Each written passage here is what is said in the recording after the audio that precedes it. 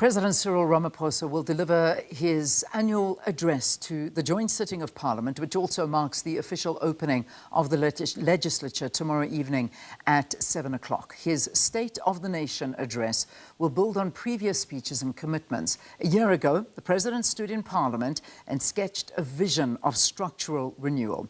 Ramaphosa is expected to speak on the general state of the nation and reflect on a wide range of political, economic and social matters in the domestic and global spheres.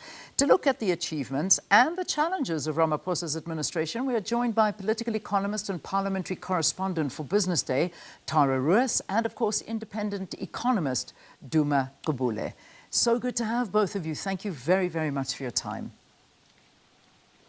Thank you for having us. So, Tara, let me begin with you. So, as we said, when the President delivered his SONA on the 6th of February 2025, he set out a clear and rather ambitious agenda. We sit here over a year later. Talk to me. Delivery against the agenda. Is it evident? On certain aspects, absolutely. On many aspects, unfortunately not. The key agenda that the president has put forward is said, we are going to grow the economy. We want to lift economic growth above 3%. That was not delivered. We saw only 0.1% in Q1. We saw only 0.5% in Q2. And what we've seen from the president, unfortunately, is that he has a tendency to over-promise and under-deliver. We will remember 3 SONAs ago, he promised he was going to build a smart city just outside of the city of SONA that was supposed to be its economic hub. And that also did not materialize. We looked at unemployment was another big issue in SONA of 2025, where he said he promised to drive job creation. Unemployment, unfortunately, it still sits at 32% in Q1. So we're looking at these promises of economic growth, and it's not materializing in South Africa. The one area that the president did deliver on, he said he would end load shedding, and that has been largely delivered, while not fully. We have seen the rebuilding of Eskom, and we have seen our energy sector stabilize. But when we look at things again like infrastructure, you know, they put in 940 billion into a new infrastructure rollout that was promised in SONA of 2025. But we haven't seen municipal services being delivered with this infrastructure rollout. Now in the city of Joburg, they're going through a massive water crisis. And it is because of the lack of infrastructure and lack of infrastructure development. So we do not see the promise of municipal ring fencing, something else that the president had promised in SONA of 2025. And we see time and time again how there is this overpromise and under-delivery. This has been the first full year of the GNU, and it will be very interesting to see with SONA 2026 what elements of other GNU partners come into play. We've seen various political parties put out their own State of the Nation address, what they would like to see the president say, and we have yet to see if any of these will materialize come this week, Thursday. Yeah, well, that's yet to be seen as well. I want to get the same from you, Duma, before we get into a little bit. So give me your thoughts on what was promised last year and where we sit at the moment. Thank you, Leanne. So just to start, this is the President's 9th State of the Nation address. We have to have an unemotional assessment of this 8, what I call the wasted years of the Ramaphosa presidency. We had GDP growth of 2.7% a year under Nelson Mandela. We had 4% under Thabo Mbeki. We had 1.9% under Jacob Zuma and 0.6% under Cyril Ramaphosa from 2018 to 2024. So under the 9 wasted years of Jacob Zuma, GDP growth was 3 times faster than under the 8 wasted years under the Cyril Ramaphosa presidency. So this is objectively, for the economy, the worst presidency since 1994. The second thing, I read the SONA last year, and first of all, the president doesn't get to, we can't celebrate him fixing what they broke. Because in 2018, a month after he was become ANC president, he appointed a new board at Eskom. It was a complete disaster. And the multiple Eskom plant breakdowns started in 2018, not 2007. If you look at CSIR statistics, 95.5% of the energy shared since 2007 was shared during this presidency from 2018 to 2024, and only 3.5% under Jacob Zuma. Then in terms of last year's speech, I read it as well. The most amazing thing is that there was no vision or plan for anything. The most important thing is to grow the economy and create jobs. And if you look at the forecasts from Treasury and the Reserve Bank and the international agents, the IMF, the World Bank, he's going to tell us that we've turned the corner. The forecasts show 1.4 or 1.5% GDP growth for this year. There is no concrete evidence of any turnaround. So what really upsets me is that after 8 years, we do not have a solution to this jobs crisis. We have the second highest unemployment rate in the world, 42.4%. 12.5 million people in South Africa do not have jobs.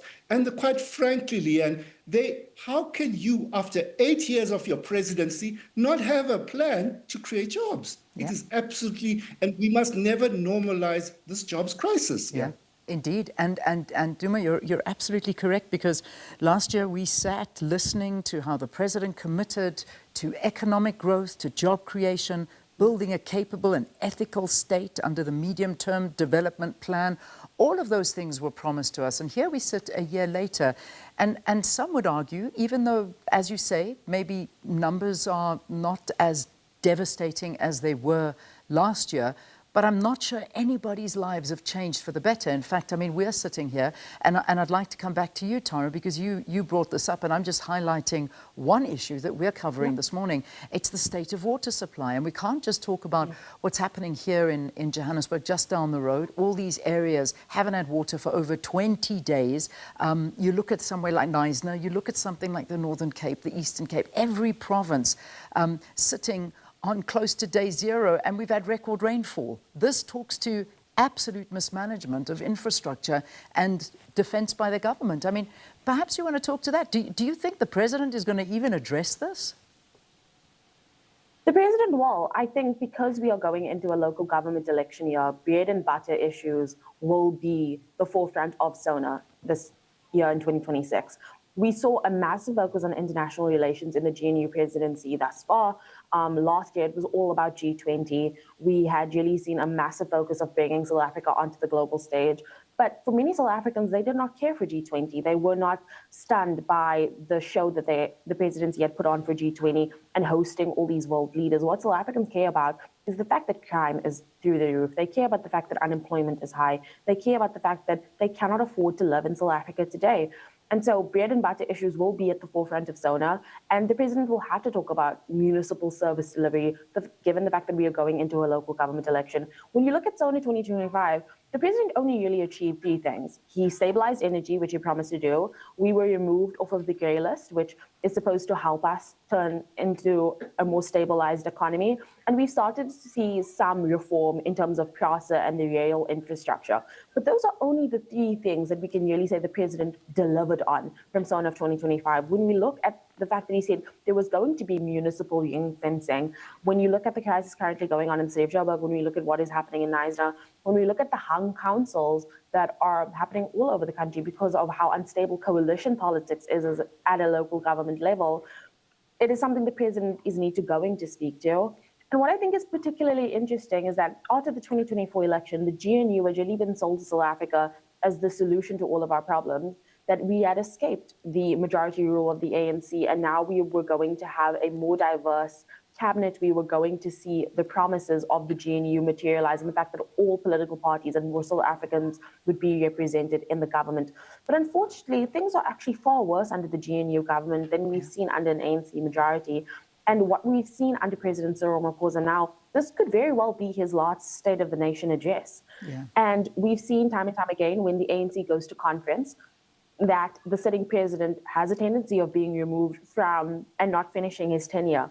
And that has been a big topic of discussion. Will Cyril Ramaphosa finish out his term? This could be his last SONA and his last chance to really make promises and make sure they are delivered to the South African people. Yeah, and that's these are the realities that I think the president is facing as he gets to stand in front of the nation tomorrow night. So we wait to see what he's going to say, and of course, as GNU members watch on and see that this is the state of the nation, and I'm not sure it's a good state. I mean, Tara, you mentioned Eskom.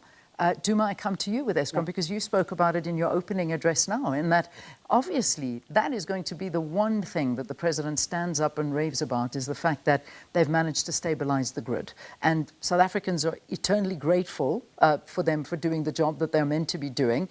And the bottom line is that we also need to take into account how South Africans have stepped up to the party and have, in a way, gone off the grid to try and help themselves and businesses and everything else. But there's also this unsettling position of not wanting to take the transmission company and put it back under Eskom. Talk to us about this. What do you think of this and what's happening within Eskom right now?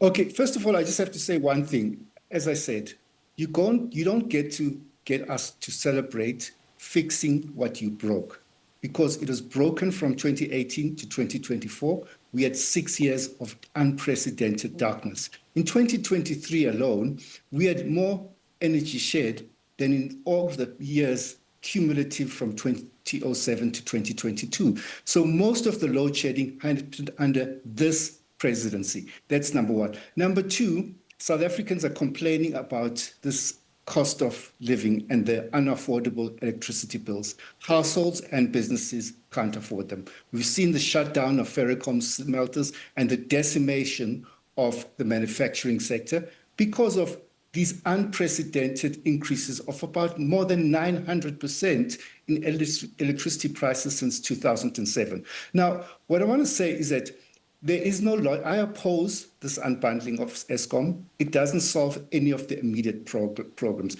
I oppose this neoliberal restructuring of Eskom that has contributed to these insane prices of electricity. I say there is no reason why the grid expansion of 440 billion, why can't the state fund it 100%? Why do we have to pay exorbitant interest payments of these independent transmission providers, whatever they're called, and profits to these companies to provide this electricity grid? So no, I don't support that. And finally, the thing that must come to the fore is these unaffordable electricity prices. The only solution to it, Leanne, is that number one, the government will have to provide subsidies, expand free basic energy, subsidies to companies. This is the cost of this restructuring. And so they will have to provide billions of rands in subsidies to households and to companies.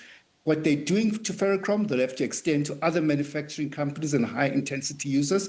And the second thing they have to do is they must fix this electricity, the electricity price increases at about 3%. And they will have to pay Eskom the difference between the NERSA price determination and the 3%, because there is no other way to stop these runaway electricity prices. Yeah. And that will cost billions, hundreds of billions of rands. And that is the cost of this insane neoliberal restructuring of Eskom.